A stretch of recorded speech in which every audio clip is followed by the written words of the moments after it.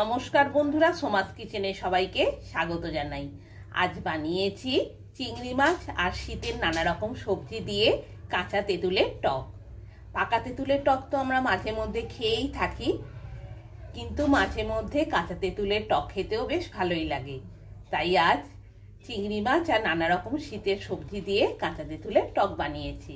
দুপুরের লাঞ্চে শেষ পাতে একটু টক থাকলে বেশ খেতে ভালোই লাগে। তাহলে আর দেরি কেন, আপনারাও বাড়িতে বানিয়ে ফেলুন টেস্টি টেস্টি কাঁচা তেঁতুলের টক।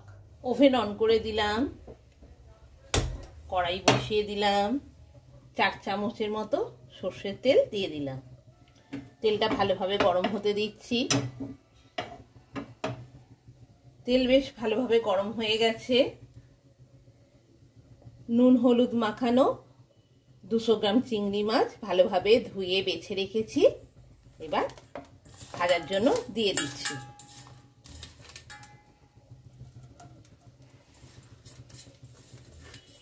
চিংড়ি মাছ ভালোভাবে ভাজা হয়ে গেছে, এবার কড়াই থেকে তুলে নিচ্ছি। চিংড়ি মাছ ভাজার তেলেই 1 পিস তেজপাতা, 1 পিস গোটা শুকনো লঙ্কা আর 1 চামচ 5 ফোড়ন দিয়ে দিলাম ফোড়নে। তেজপাতা, শুকনো লঙ্কা আর 5 ফোড়নটা চিংড়ি মাছের তেলটাতেই, চিংড়ি মাছ ভাজা তেলটাতেই ভালোভাবে ভেজে নিলাম। এরপর কুমড়ো ছোট সাইজ করে পিস করে রেখেছি দিয়ে দিলাম।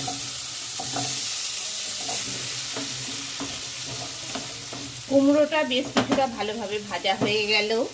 এবার 1 পিস মূলো ছোট সাইজ করে পিস করে রেখেছি, মূলোটা দিয়ে দিলাম। মূলো কুমড়ো কিছুটা ভাজা হয়ে গেল, এবার বেগুন দিয়ে দিলাম। বেগুন কুমড়ো মূলো ভালোভাবে ভেজে নিলাম। কাঁচ তেঁতুল খোসা ছাড়িয়ে রেখেছি দিয়ে দিলাম। এই কাঁচা তেঁতুলের টক দুপুরে শেষ পাতে খেতে দারুণ লাগে। এখন এই শীত পড়ছে আর বাজারে কাঁচা তেঁতুল উঠেছে, এই কাঁচা তেঁতুলের টক খেতে খুবই ভালো লাগে। এবার সব উপকরণগুলো একসাথে ভালোভাবে ভেজে নিচ্ছি।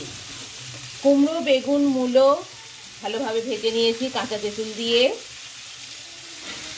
1 চামচ নুন, 1 চামচ হলুদ গুঁড়ো, 1 চামচ জিরে গুঁড়ো দিয়ে দিলাম। দিয়ে এবার ভালোভাবে মিশিয়ে নিচ্ছি। এবার পরিমাণ মতো জল দিয়ে দিচ্ছি। এবার কড়াইয়ে ঢাকনা দিয়ে দিলাম। ওভেনের স্টিম ফুল ভলিউমে দিয়ে দিয়েছি। মিনিট 15 রান্না করে নেব। মিনিট 10 হয়েছে, কড়াইয়ে ঢাকনা খুলছি। ভালোভাবেই রান্না হচ্ছে। এবার ভেজে রাখা চিংড়ি মাছগুলো দিয়ে দিলাম। 50 গ্রাম গুড় নিয়েছি দিয়ে দিলাম। আপনারা চাইলে চিনিও দিতে পারেন, কিন্তু গুড় দিয়ে করলে খেতে বেশি আরো ভালো লাগে। আর আপনারা টকটা যেরকম পছন্দ করবেন সেরকম নুন গুড় বা চিনি দেবেন। টক যেরকম আপনারা খাবেন বুঝে গুড় বা চিনি দেবেন। আরো মিনিট 5 রান্না হতে দেব। আবার কড়াইয়ে ঢাকনা দিয়ে দিলাম, আরো মিনিট 5 রান্না হতে দেব। মিনিট 15 হয়ে গেছে, কড়াইয়ে ঢাকনা খুলছি। টক রেডি গরম গরম পরিবেশনের জন্য। চিংড়ি মাছ আর সবজি দিয়ে কাঁচা তেঁতুলের টক খেতে খুবই ভালো লাগে। তাহলে আর দেরি কেন, আপনারাও বাড়িতে বানিয়ে ফেলুন বাড়িতে থাকা সবজি দিয়ে। বাজারে এখন নতুন কাঁচা তেঁতুল উঠেছে, এই কাঁচা তেঁতুলের টক কিন্তু দারুণ লাগে খেতে। ওভেন অফ করে দিলাম।